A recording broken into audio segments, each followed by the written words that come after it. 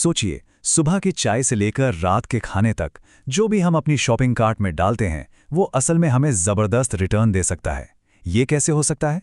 चलिए Nifty FMCG index की इसी दिलचस्प कहानी को आज समझते हैं। प्लस 75.83%। जी हाँ, यह है पिछले 5 सालों का रिटर्न। और ये कोई छोटा मोटा आंकड़ा नहीं है। ये दिखाता है कि हमारी रोजमर्रा की जरूरतें स्टॉक मार्केट में कितनी बड़ी ताकत बन सकती हैं। तो सवाल यही उठता है कि आखिर ये रोज के इस्तेमाल होने वाली चीजें इतना जबरदस्त रिटर्न दे कैसे रही हैं? चलिए पता लगाते हैं कि इस शॉपिंग कार्ट को कौन सा रॉकेट फ्यूल आगे बढ़ा रहा है। ठीक है, तो इस कमाल के रिटर्न के पीछे का राज क्या है? चलिए पहले सेक्शन में इसकी तह तक जाते हैं, समझते हैं कि ये निफ्टी एफएमसीजी इंडेक्स आखिर है क्या और कौन सी कंपनियां हैं जो इसे चला रही हैं।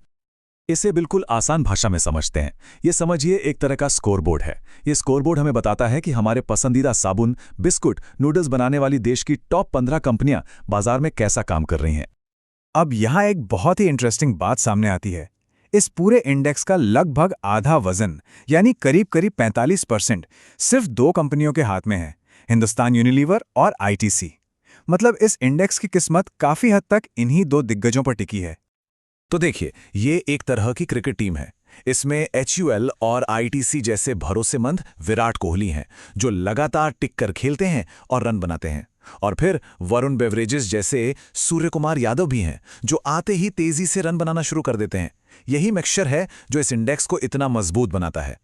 तो अब हम ये तो जान गए कि इस टीम में खिलाड़ी कौन कौन हैं।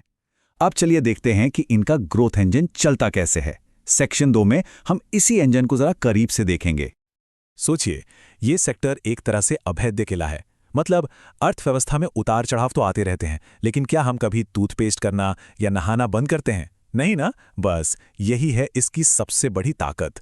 इसकी डिमांड हमेशा बनी रहती है। तो ये कंपनियां एक डबल अटैक वाली स्ट्रैटेजी अपनाती हैं। एक तरफ ये गांव और छोटे शहरों में अपनी पहुंच बढ़ा रही हैं, जहां ग्रोथ की बहुत गुंजाइश है, और दूसरी तरफ ये हमें और आपको बेहतर प्रीमियम प्रोडक्ट्स की तरफ खींच रही हैं। मतलब थोड़ा ज्यादा खर्च करके कुछ बेहतर खरीदने के लिए मना रही हैं। तो कुल मिलाकर इनकी सफलता की रेसिपी क्या है? सबसे पहले एक मजबूत बेस जो है डिफेंसिव डिमांड, फिर उस पर ग्रामीण विस्तार का तड़का, उसके ऊपर प्रीमियम प्रोडक्ट्स की टॉपिंग और आखिर में इनोवेशन का हल्का सा गार्निश। ये सब मिलकर एक ऐसा कॉम्बिनेशन तैयार करते हैं जो लंबे समय तक ग्रोथ देता है।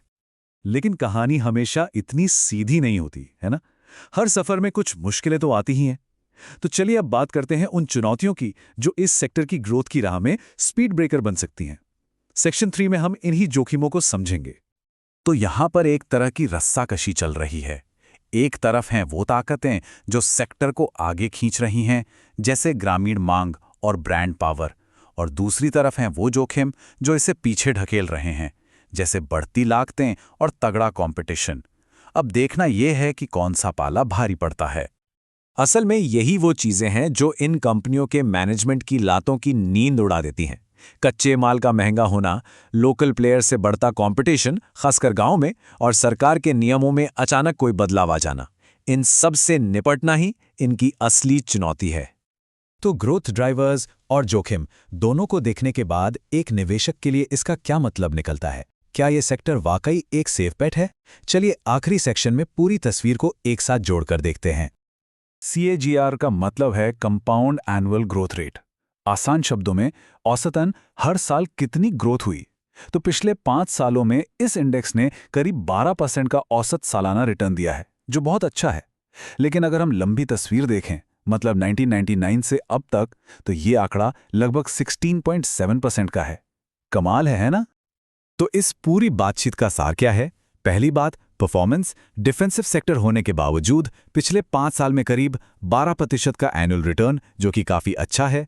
दूसरी बात, इसकी ताकत। ये ताकत आती है ब्रांड लॉयल्टी से, गांवों तक पहुंच से और प्रीमियम प्रोडक्ट्स के ट्रेंड से।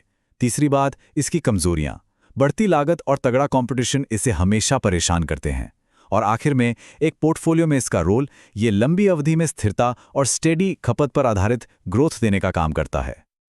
और ये सब हमें एक बहुत बड़े सवाल पर लाकर छोड़ देता है। आज की इस अनिश्चित दुनिया में, जहां बाजार में हर रोज कुछ नया हो रहा है, क्या डिफेंसिव और स्थिर रहना ही नया ग्रोथ है? सोचने वाली बात है।